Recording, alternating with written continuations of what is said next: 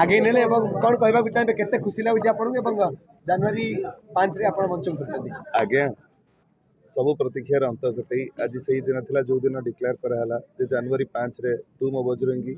एवं आपण समस्त भल पाइबार कलाकार पीयूष त्रिपाठी मंच चढ़ी मु जनवरी 5 रे आपणकर भल पाइबार नाटक नहीं तू मो बजरंगी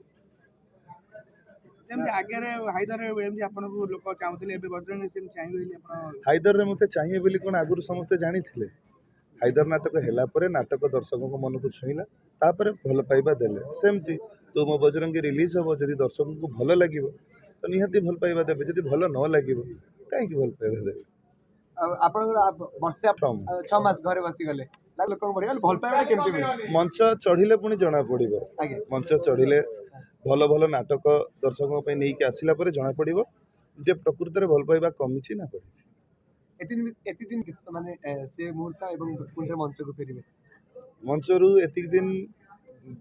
दूरे रही के एतिक अनुभव कली मंच रे थिली मंच अपेक्षा सेठी बहुत व्यस्त रही गली जो भागी भितरे भी